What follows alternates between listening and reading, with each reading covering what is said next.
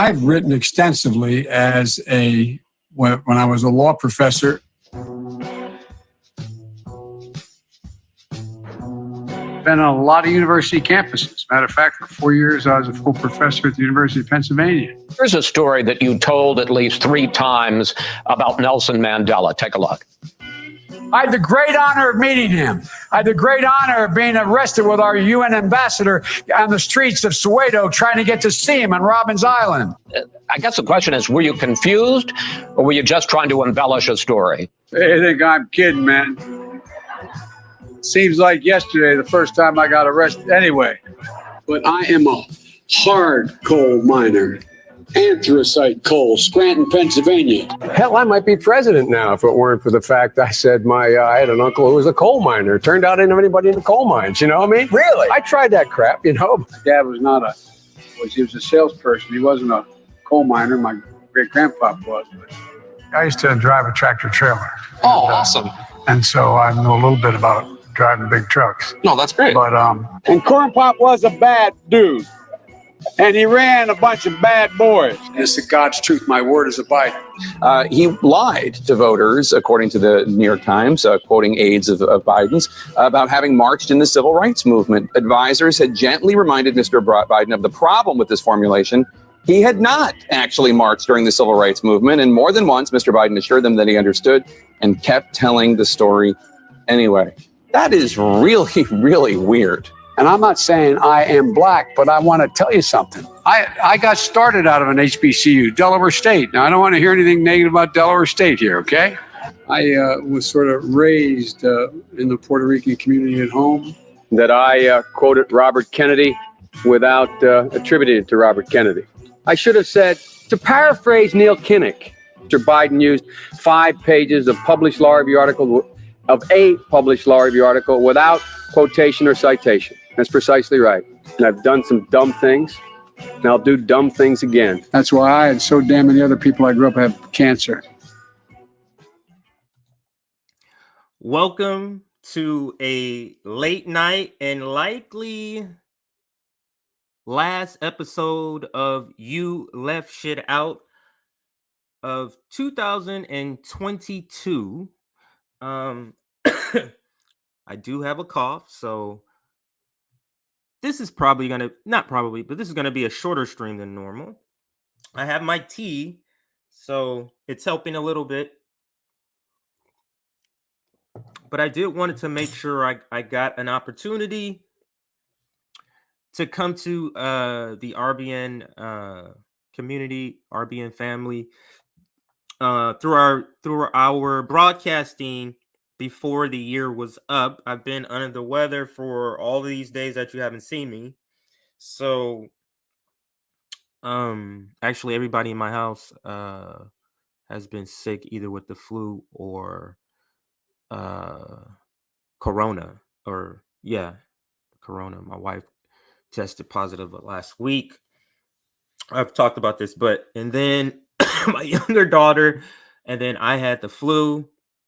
I tested negative again I didn't have COVID, so, but I happen to have the flu, which is kind of rampant in SoCal right now.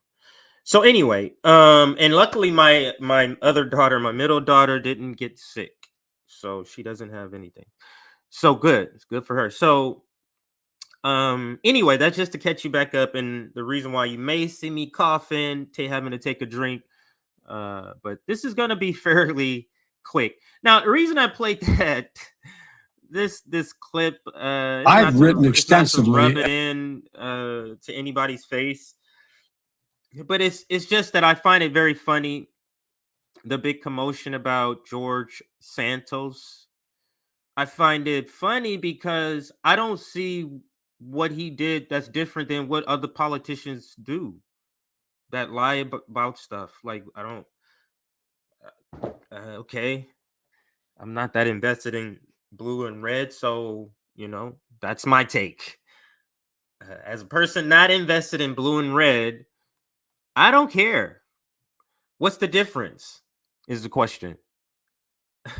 And the intro video, I just remembered I saw that earlier today, and was able to find it for this intro. But I mean, look at Joe Biden. Literally just was recently lying in the last presidential campaign. Literally. So I don't see what the difference is. And that's my take on George Santos. I did kind of want to cover the Marjorie Taylor Greene sort of angle, how she approached it with Tulsi Gabbard. So I did want to kind of cover that. So we'll see if we have time to get to that part. I have it written down as a topic if we get to it. Again, I don't know how long I'm going to be able to go. I don't want to have a long coughing fit, but it seems like the tea does help. So, but we'll see how it goes. So so I wanted to come and of course I was going to do this long episode, but I've been sick, so I haven't been able to prepare for it. So this is kind of a downsized episode. So what I was going to do is go back through all of our footage from the year. So go back to January and see what we were talking about to put together month by month, or how often the news came about the squad, about progressives. It doesn't have to be the squad, but like a Ro Khanna or a Pramila Jayapal or somebody like that. If they did something wrong, and it wasn't a good year, and I got to probably 2 or 3 items, and I just couldn't finish making it. But I do have a condensed version of it, and we'll get to that today. It was part articles, and then part a couple of video clips to kind of talk about, just to give the experience of what 2022 has been like for progressives. And then we'll cap it off with the awards, sort of. It's not really a ceremony. I didn't prepare it that like that, because again, I've been sick. But we will be definitely giving out awards. I'll give you a couple of heads up here. I think I have a couple of them written down here. Let's go. Okay. Best actress, best actor, or best person who is acting. Best virtue signaler, through tweets, through social media. Who's the best? Biggest move to the right. Who or what entity has been the biggest move to the right? And biggest sellout, and then some variation of that is fastest sellout. I kind of have a couple of nominations in some categories. Some categories to me is just a slam dunk. And then we'll take some, maybe if you have some ideas that you want to throw out, this is wide open. So think about some other awards that you may have. So if yours is best liar, haven't created that category, but if you wanted a category called best liar, just write that in the comments along with your nominations, and then we'll kind of talk about it. So if we get any interesting ones, I should say, we'll talk about it. So let's let me see here.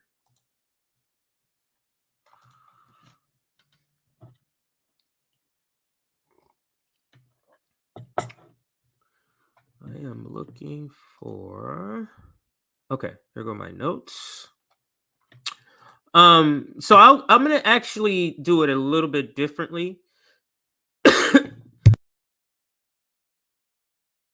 Excuse me. I'm gonna give you some of my nominations, because I do want to get some of the fun part going here. So, best actress, best actor. Oops. Yeah, everybody can hear me.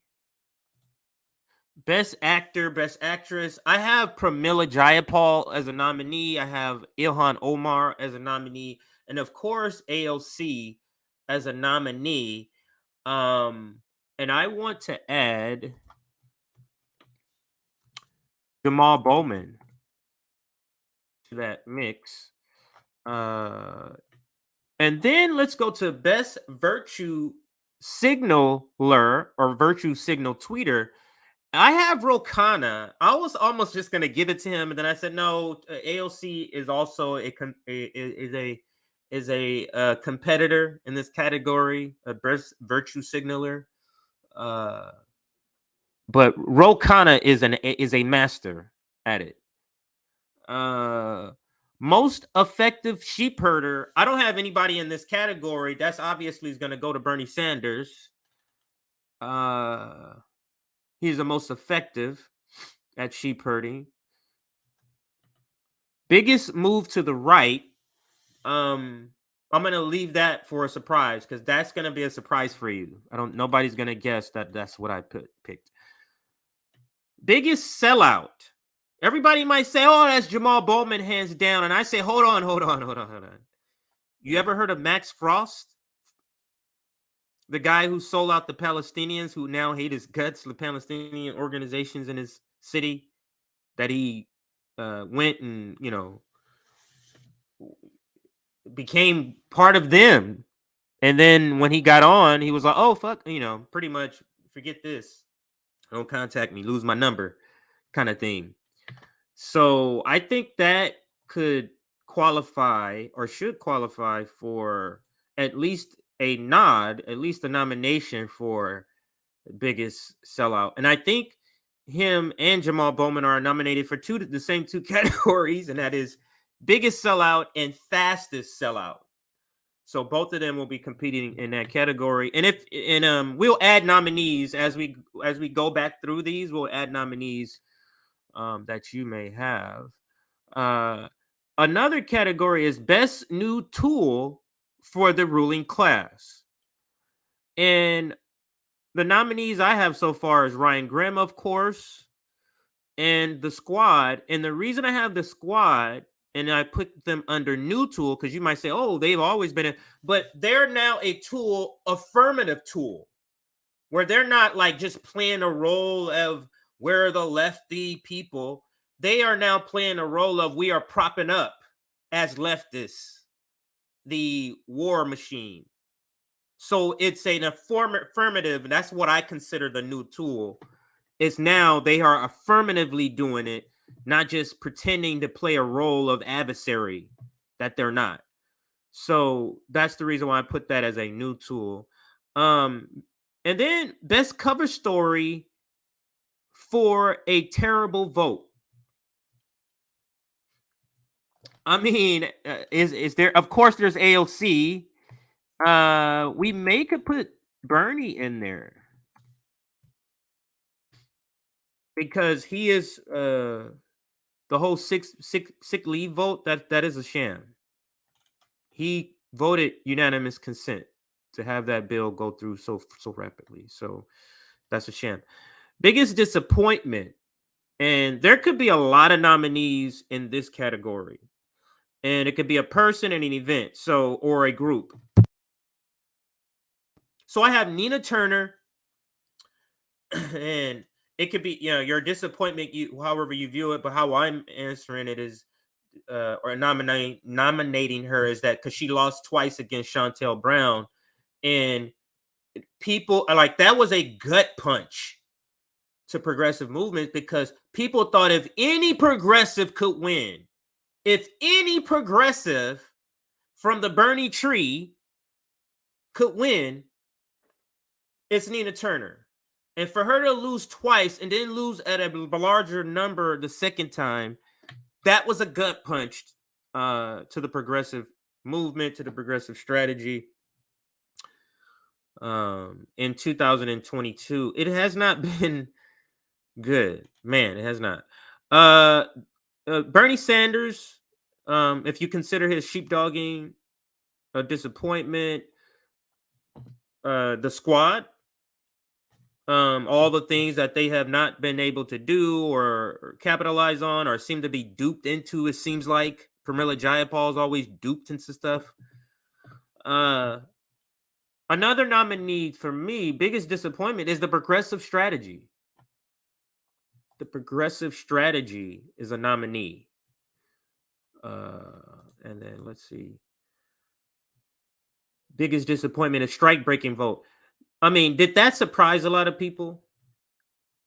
Did the vote by the squad surprise you? The vote by the squad surprised me because they did not need to do it. It wasn't pivotal votes. So they literally, why wouldn't they just be performative? To perform like you care that your followers, your leftist people, the people that put you in power, that people that want to support you, like, I don't know.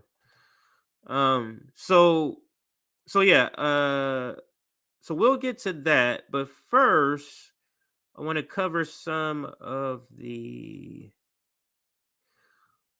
items I was able to get to. So one of the earlier things that happened earlier in the year was AOC abandons Amazon workers.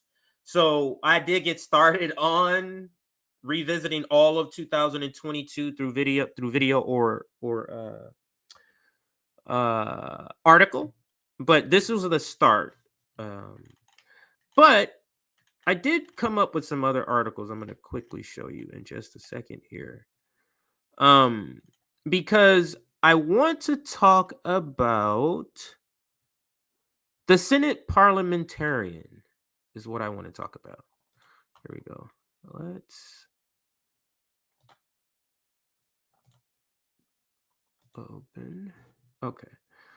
And we're going to go to the World Socialist website. This first article here.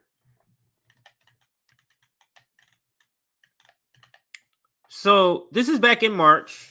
Now in February, so I guess I went out of order because there's another article we're going to cover it is in February. I don't want to do, there was no force to vote, but there was a revisiting of it or something like that. So I'm not going to cover that because force to vote has been covered by me, myself. So I know I've covered it a lot. Don't need to do it this time. So, but let's look at this here. Sanders, oops.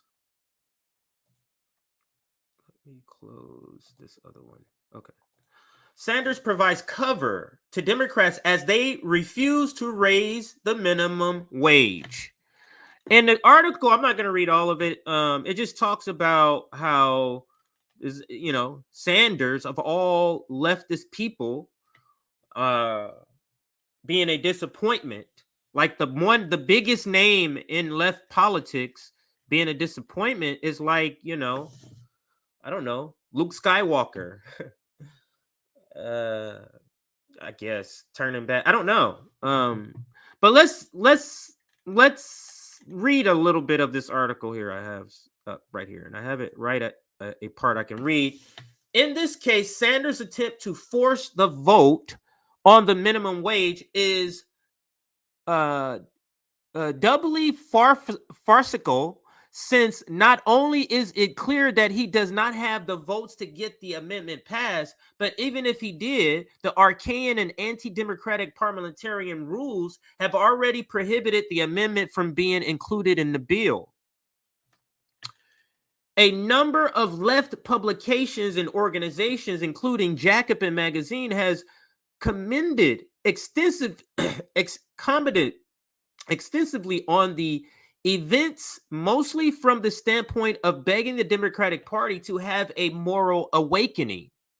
Jacobin issued calls pleading with Vice President Kamala Harris to overrule the parliamentarians' advice, which she has the constitutional authority to do.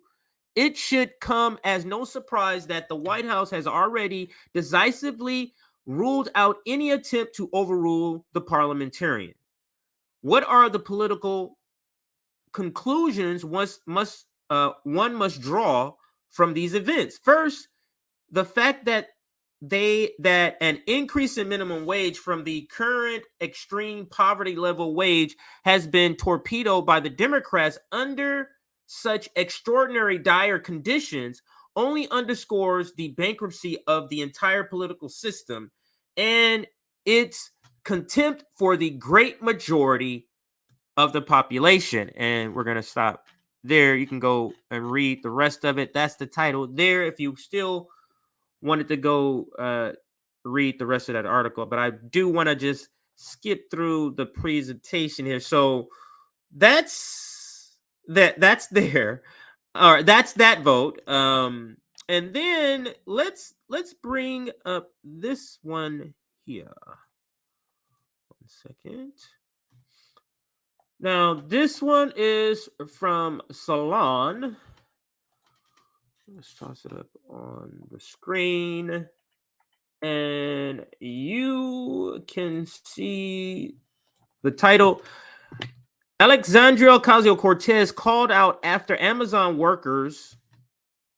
Is this a pop-up or something like that? After Amazon workers win historic first union vote. So instead of going through a couple of articles and go through chronologically what happened, I just kind of went to the last article that's going to summarize what happened. And let's read it briefly. The progressive lawmaker was scolded by union organizers for celebrating their landmark victory. This is in April. Okay, and here is AOC. Amazon has no excuse. Support Amazon workers. Now, let's read. Rep. Ocasio-Cortez is in hot water for promoting an employee-led organizing effort at Amazon after critics noted that she backed out of a speaking engagement with those same employees during a union rally last summer. The spat played out over Twitter on Thursday when the Amazon labor union, which recently held a successful union vote at Amazon facilities in New York City, Staten Island, revealed that it was winning by 400 vote margins. And here is a tweet from Jordan. Quote, I think it's you can see Ocasio-Cortez too. Let's read. And it says, I was told by workers that your folks told them at last minute it was a security issue, not a scheduling conflict. Whether your district or not, you would think a New York congressman could have tweeted, I would say congresswoman, could have tweeted support, particularly in final weeks, for one of the most important union drives in United States. And then she replies, security was an issue as well. 2021 included a lot of high-level threats on my life, which limited what activities I was able to do, especially those outside. The combination of that, plus when we are able to get resources, time, secure them, create scheduling, plus logistic conflicts, this is somebody just bullshitting you. So I've been in sales for 12 years. I know a bullshitter. I know a salesperson. I know when I'm being sold. This person is a bad salesperson because you don't want to seem desperate in your sales pitch. And you seem desperate when you start naming a bunch of shit that you haven't been prompted to start naming. It reeks of desperation. So if you're trying to sell people on what you're saying, you need to be shorter. Like you don't give a fuck. It makes you seem like you're saying, not you don't give a fuck, I should rephrase it. It's like you, because it could be taken that way, but you need to make it to where like you just maybe one word kind of respond to it. But this long-winded answer, obvious, is showing a guilty conscience to what was said here. And this was all in response because this is the whole kerfuffle. Is that what you call this? A kerfuffle that happened between Crystal Ball and AOC. This is just a segment out of that conversation. That's why you see AOC and Crystal Ball attached here. Let's continue to read. About an hour later, Ocasio-Cortez expressed solidarity with the union, but that comment did not sit well with some leftist commentators, including, most notably, Crystal Ball, a host of Breaking Points podcast. And then they go into this. Yeah. But the point, because I don't want to make the segment just about this, because there's a lot of back and forth and it could get that way in this article. But the gist of what the article is saying, and we can move to the next one, is that she's being called out. So this is the labor person. This is before the strike breaking vote. The labor candidate, right? So how many times does somebody have to show that they're not on labor's side before us to stop calling her the labor candidate? She's not a workers candidate whatsoever.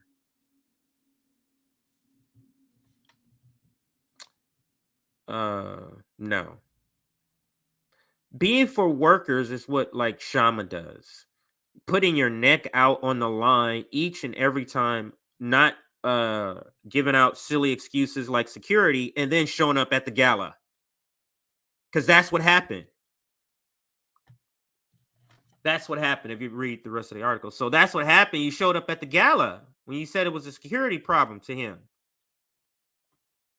But you had a eat the rich dress. I forget how much it cost, a couple thousand. You know, a couple tens of thousands.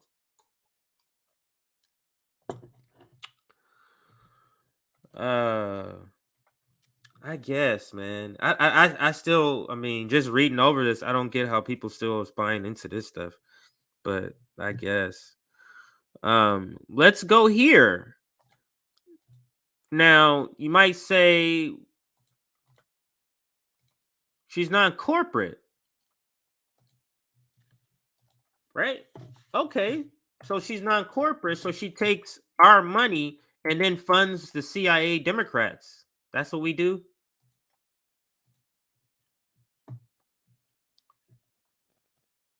So this is 2 years ago. It's like how many headlines does it take for us to say this is a sham and this is over?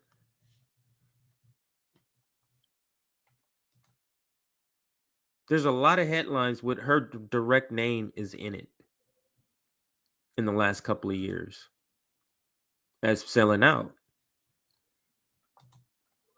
So let's read a little, maybe the first part of it here that shows the amount. Yeah, it gets right to the amount, so we don't have to read too much of it. On Friday, Politico reported that the New York Democratic congressman and DSA member Alexandria Ocasio-Cortez transferred $160,000 in campaign funds to a slate that included CIA Democrats, right-wing congressional Democrats with intelligence and military background. Politico reported that the contributions were unsolicited and were aimed to help keep the House majority ahead of a tough cycle. And then it kind of lists some of the names here. While Politico only lists Connor Lamb of Pennsylvania, Elisa Slotkin of Michigan and Carolyn Bordeaux of Georgia by name, it appears based on the report that Ocasio donated $5,000 to each of the 32 frontline candidates selected by the Democratic campaign committee in high-profile midterm races. So that's the non-corporate candidate handing money to corporate candidates. That's nice, right? Thanks for the super sticker. That's nice. So let's go to some comments and we'll go to, I know the introduction was kind of long, but this is really, I'm already into the meat of it, but let's now take that break and check in on everybody like we normally do. The awards will be coming up in just a little bit after we just cover a little bit of what the shenanigans that has gone on in 2022 with progressive Democrats, either the strategy or specific members or the Messiah himself, Bernie Sanders. But yeah, let's check. We are at 64 likes. We got 114 people watching. I don't know what y'all are doing for what is it, New Year's Eve, but I'm old, so I usually go to sleep. I've done the party and I ran clubs and all that stuff, so I've partied out. But if that's what you're doing, love to hear about it in the comments. But let's do a comment check before we move forward. My apologies, everybody. 64 likes. Let's push to 100. Can we get 40 more likes? Let's push to 100 likes. And then now let's go to comments here. Let's see what everybody's saying. Fastest sellout.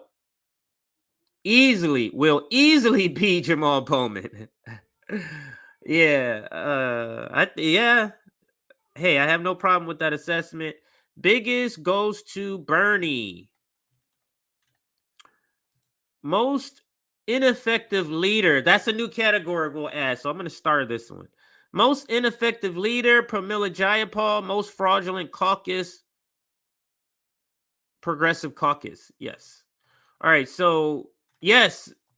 Watch me secondary. Watch it, Sabby, on iPod while this. Yes. I'm not going to be on here that much longer because we're almost to the end of the presentation and then the awards. But a lot of the awards will be slam dunks, as you can see in the comments that were some of the comments that we're reading. What's up, Rick? Y'all. Corn Pop was a bad dude. My word as a Biden means less than nothing. You can say that again. And a majority of voters voted for this guy thinking something will change. Yes, Rick. That was embarrassing. Yes. And this is the intro video, the comments from the intro video. Very, very funny. Okay. Wow, this is an interesting nominee. I'll add that nominee because I didn't think of that. Jackson Hinkle, biggest move to the right. Wow. Yeah. That has to. He's definitely a nominee. So I'll star that. That is actually love the suggestion. Let's see if we get any other suggestions here. Slam Dunk Bowman and Jordan, the fastest sellouts. Jordan, that's an interesting one. Biggest virtue signaler, AOC. I think I had her as a nominee too. TYT didn't have to slide very far. They already been pretty much there. Yeah. So they are right, and they have moved more right. They just weren't the biggest leap to the right. Fetterman, I guess he could be a nominee. Oh wait, pretend worker Fetterman, best actor. Oh yeah, the little uniform, the little worker uniform he used to wear. Bernie Sanders, big sellout.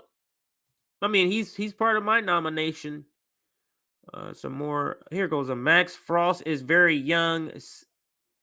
Same dude can't even afford to pay his rent at DC. Fastest sellout, 5-way tie among squad members. I'll add that as a nominee. Nina Turner is definitely Tool. Join TYT, backstab Jimmy, blindly challenge Chantel Brown with barely any endorsements from the squad. Yeah, it was pretty bad for her, Marnard. Pretty bad for Marnard. It's pretty bad. The Railroad. You say just all of them, huh? Just say all of them. Let's see if we get some other voices here. Like I said, thank you for the super chat. Ryan Grimm is crying. I doubt it. I don't know if he cries. What is that noise? Oh.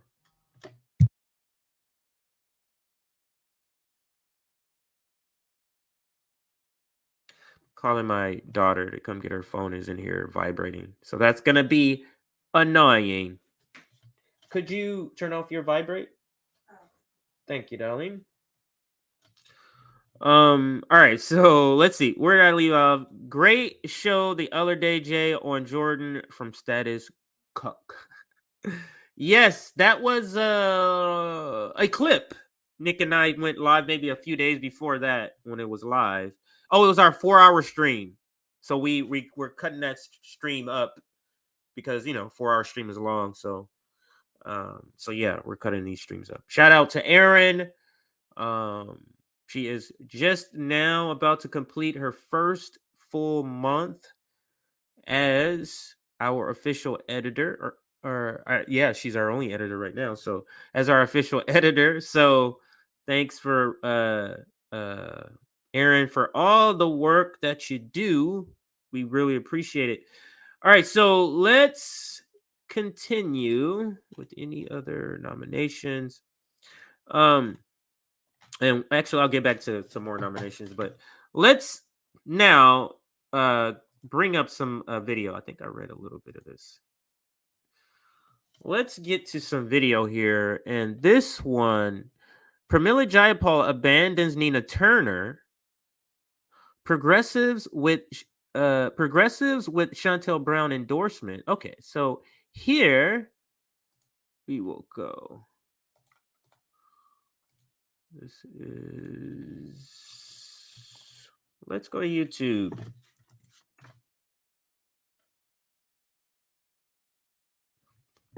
We'll watch a little bit of this clip. It's a 12-minute clip. We're not going to be able to watch all of that, but this clip, and I'll give you the title. Pramila Jayapal abandons Nina Turner. Progressives with Chantel Brown endorsement. Now, think about it. So not only are they not fighting for the Senate parliamentarian about the $15 minimum wage, they're also voting to send money, billions of dollars over to Iraq. They're funding the police state. They're funding, Israel. They're voting down. They're breaking strikes. They're now strike breakers. They're not endorsing Nina Turner. All of this happened in 2022. It was a shit show. Really, it really was in 2022. A shit show. So let's listen how Bree breaks it down here. Well, it's big news in progressive world yesterday as Congressional Progressive Caucus weighed in on the Ohio 11th rematch between Senator Nina Turner and Chantel Brown. Now, Nina Turner is the co-chair of the Bernie 2020 campaign, is a supporter of Medicare for All, a $15 minimum wage, the Green New Deal, and student debt cancellation. She takes no corporate money and last summer was able to outraise her opponent with small dollar donations alone. Chantel Brown, on the other hand, was funded by Republican donors in her last race, faced an ethics probe for awarding millions of dollars to her partner's company, and just received a $1 million ad by a crypto billionaire who has supported a number of Republican senators. She has not only taken money from right-aligned... Wow. We all know what happened to this guy now. Let's go back so you can see that. Yeah, that's the guy that's going through it right now. Yep. Good old Sammy. But yeah. But obviously this was before all of it happened. Right-aligned individuals like Trump ally and Patriots owner Robert Kraft and former chair of the Cuyahoga Republican Party. Some of her most substantial financial support during last year's special election came from Democratic Majority for Israel, a conservative PAC that donated to Republican candidates like Lindsey Graham, and through which individual conservative donors laundered donations to Brown. So you might think that the choice for the Progressive Caucus endorsement was an obvious one. But if you assumed that the Progressive Caucus would be supporting Senator Nina Turner, you'd be wrong.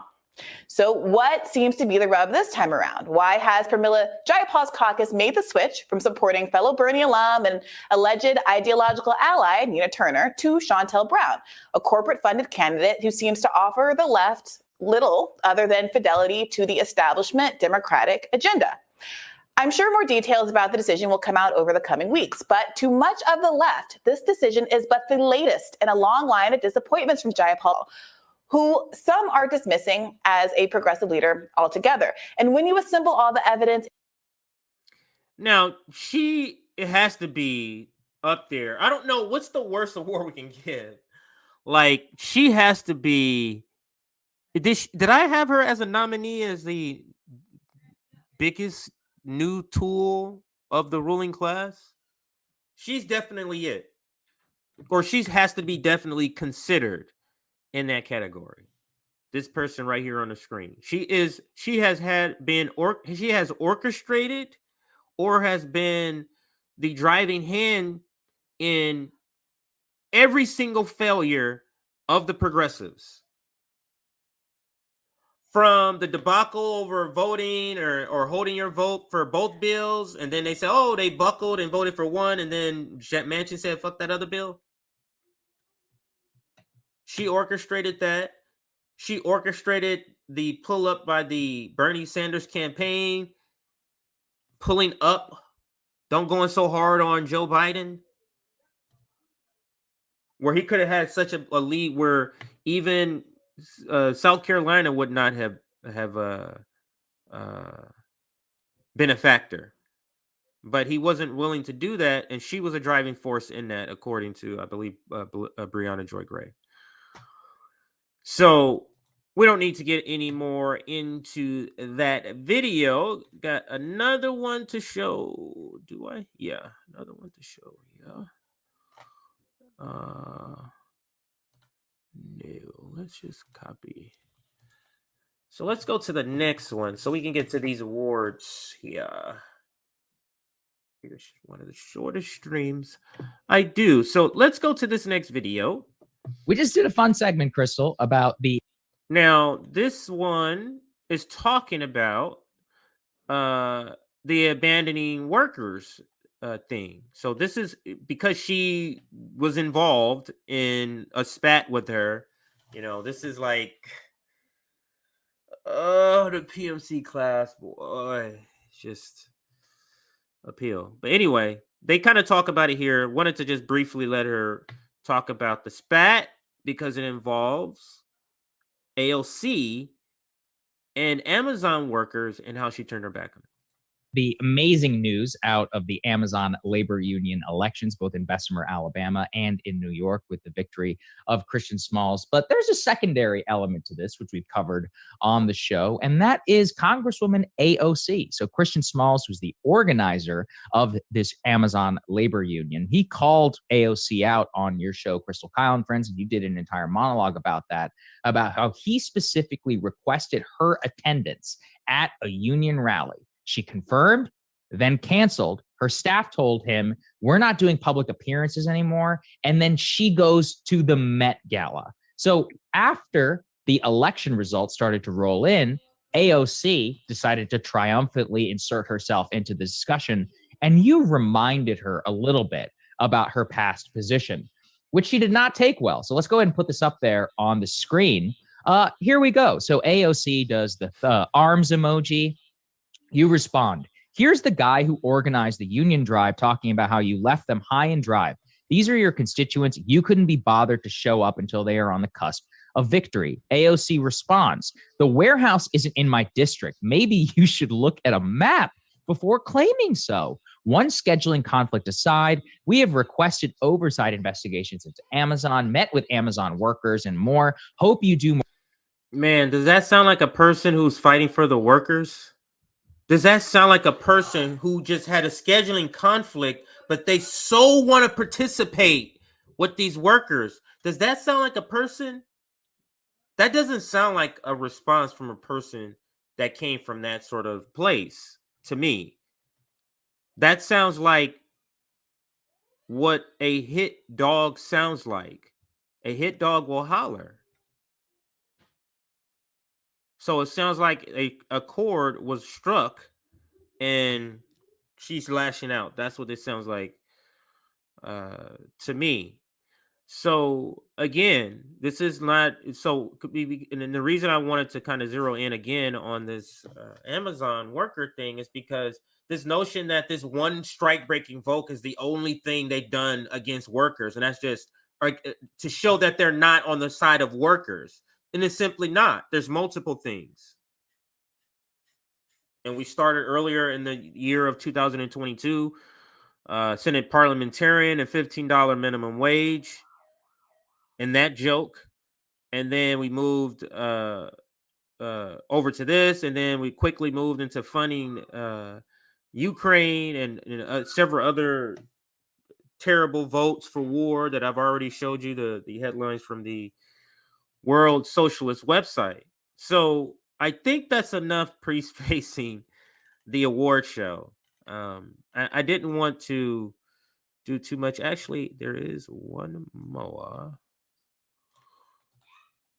Because we do have to circle around. So a little more recent, and that's this part here. Poorly attended union rallies seek to rehabilitate Democrats after voting to impose rail contract. So let's make sure we have this headline as part of the history here in 2022. Strike breaking. And then the attempt to shield for them through union leadership with these fake union rallies that they were going to have. They were literally done just to shield for the Democrats, and then they went home right after that. Like that's literally was the only purpose for it. So that's where the progressive movement is. Like from not showing up with the Amazon workers and now trying to take credit to voting down a strike or being a strike breaker.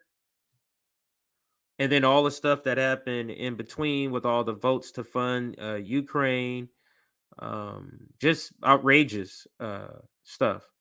Anyway, so then there's that. Let's see. I did the DSA. Now, what I wanted to end with, in as far as the media part, and then we go to the awards. What I wanted to end with was this important snippet in this article here.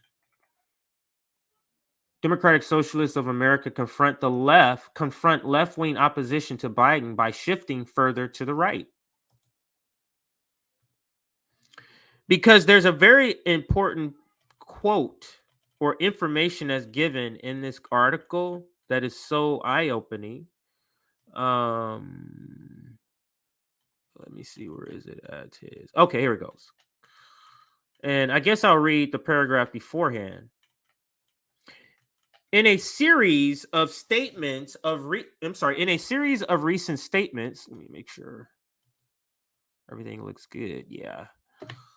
The Democratic operatives who led the DSA have begun to acknowledge the growth of the left-wing opposition to DSA-backed politicians like Ocasio-Cortez. Let me read that again. I jumbled it.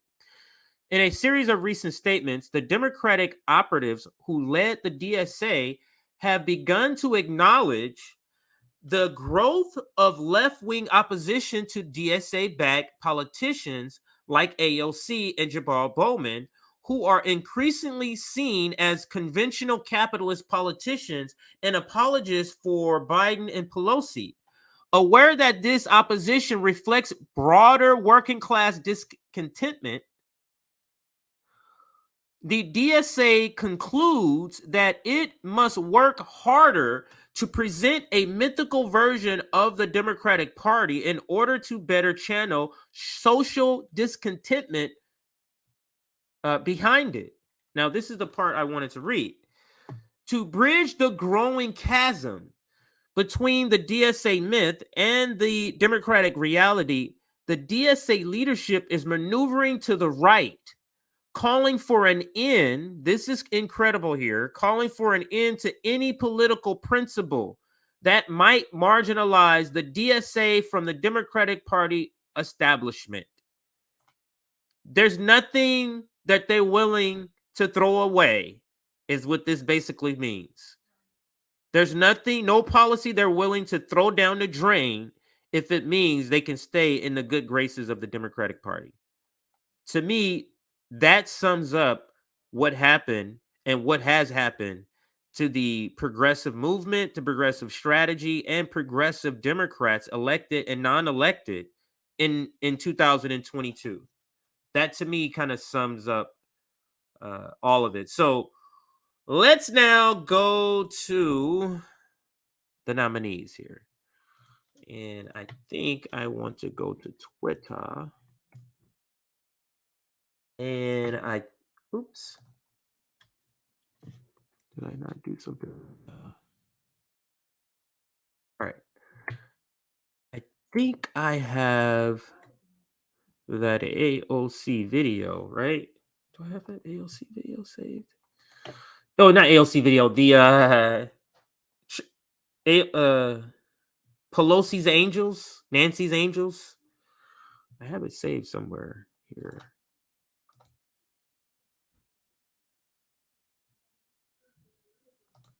One second here.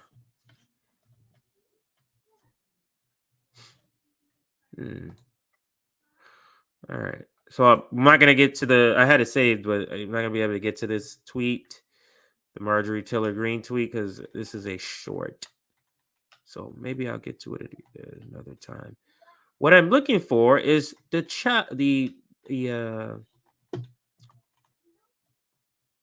Pelosi's Angels, because I think that's good award sort of music or background, don't you think? It's kind of a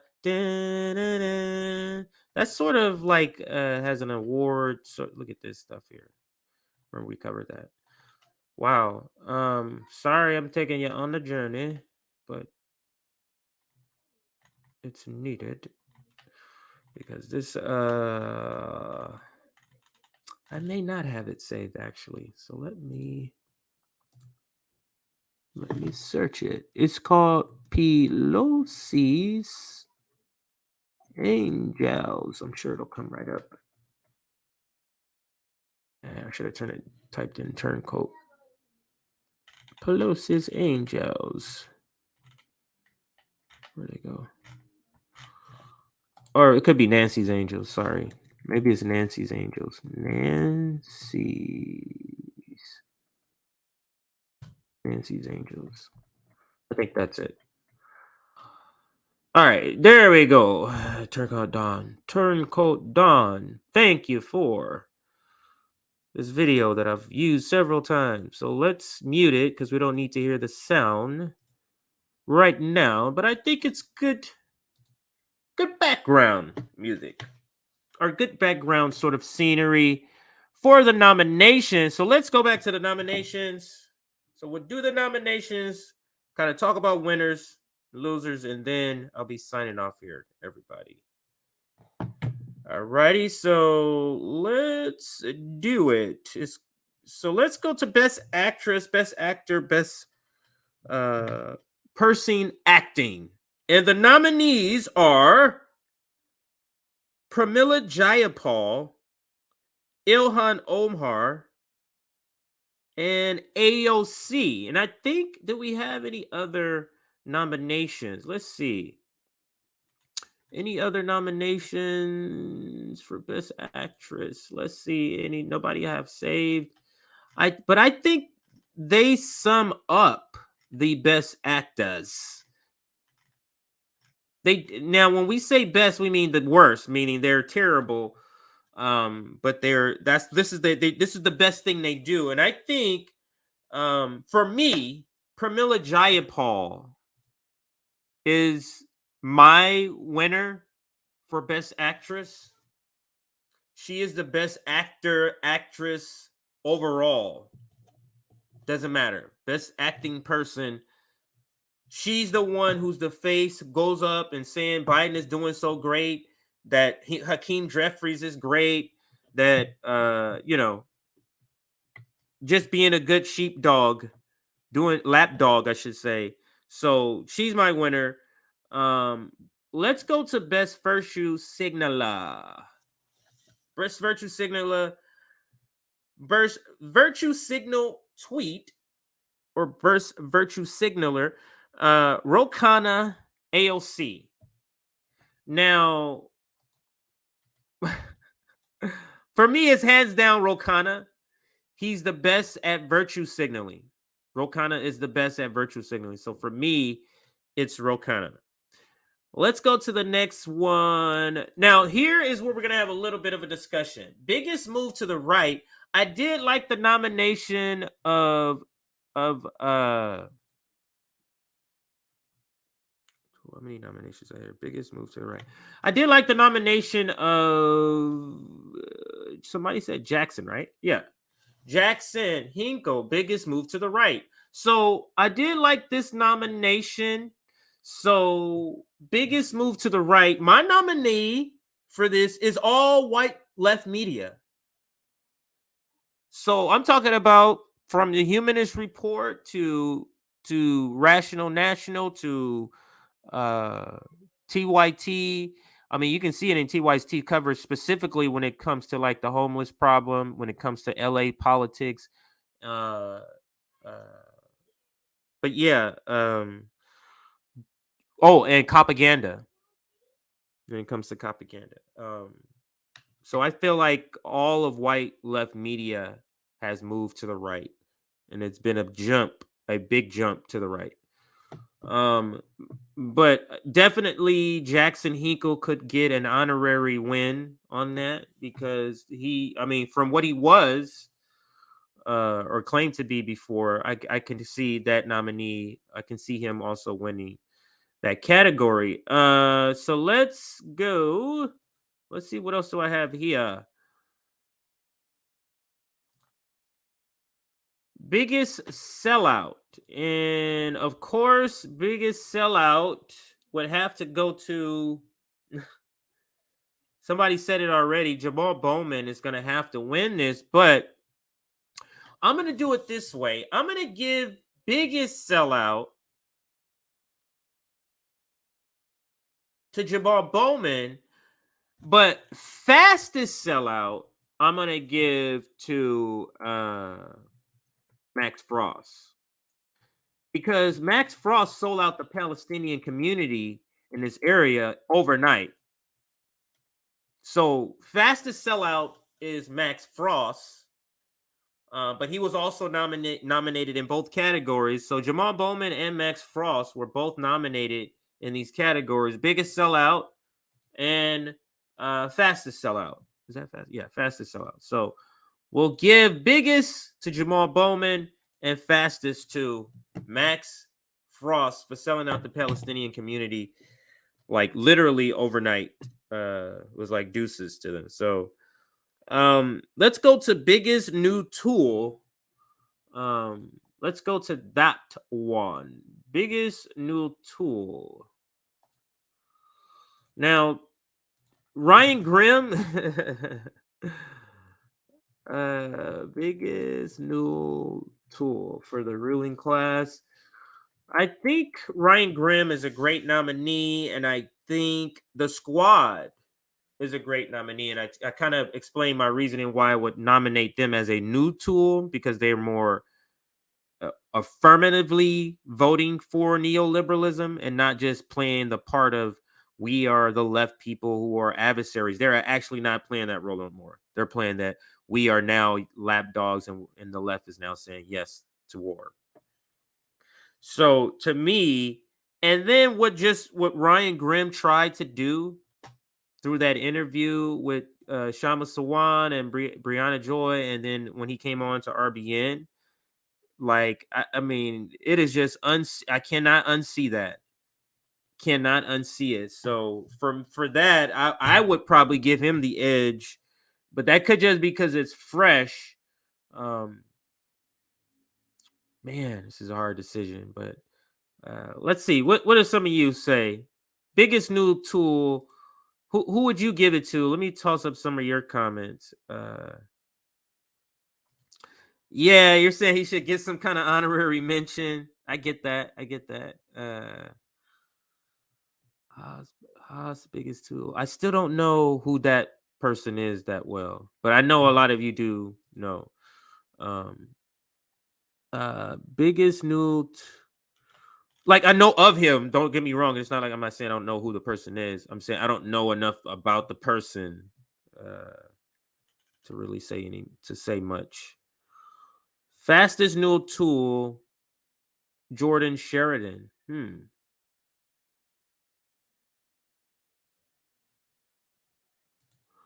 Oh. Okay. I guess so. I mean, got time. Got time for that stuff. It's just not serious to me. That stuff is not serious. So, let's see. Ryan Grimm. Where is Ryan Grimm on that list? So you're saying Ryan Grimm could have been nominated for something else, like moving furthest to the right. Jackson gets best hair. Okay. And of course, Jordan betrayed RBN. Well, I don't know if he betrayed us, but we have some issues. All right, so biggest new tool. I'm gonna give my choice is Ryan Grimm. He is literally a tool. I can't trust any of his reporting whatsoever. And it's not trust in he doesn't have dates and numbers correct and receipt, not like that. I'm talking about the perspective of what he's saying. I have no confidence in what he's telling me whatsoever. So for me, he is the biggest tool. And then he said Jackson could be biggest tool. That actually could be a good nominee.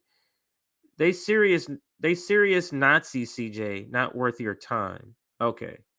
So then that's good that I don't even know who this person is. And but I know he is because I've watched a clip, or maybe I can't remember what I did, but somebody said that was him maybe. But anyway, biggest new tool. Now let's see what other categories I have. I think I have one or two more. Or that might two more.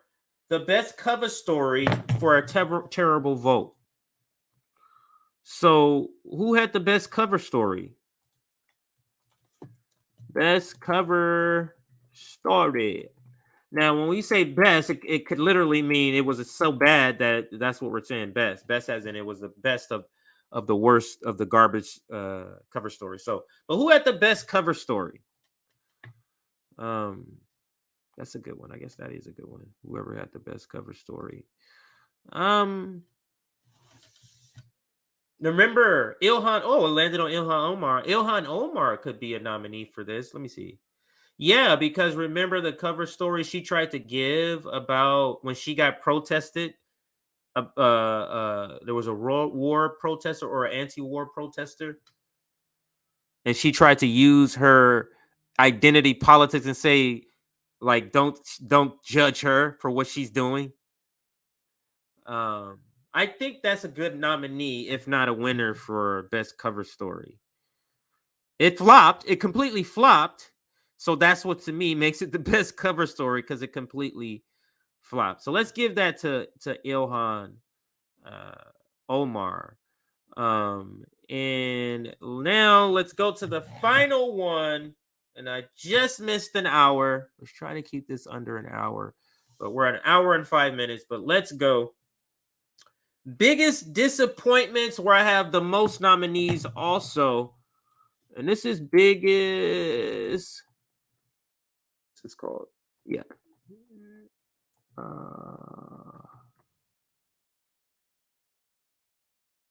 Right? If I didn't, oh well.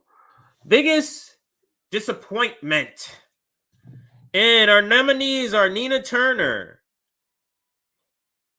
Bernie Sanders, the Squad, the overall progressive strategy, and the strike-breaking vote. These are the biggest disappointments.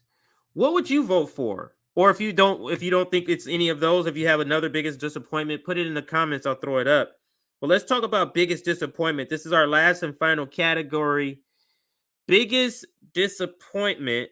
My nominees are Nina Turner, Bernie Sanders, the Squad, the progressive strategy as a whole,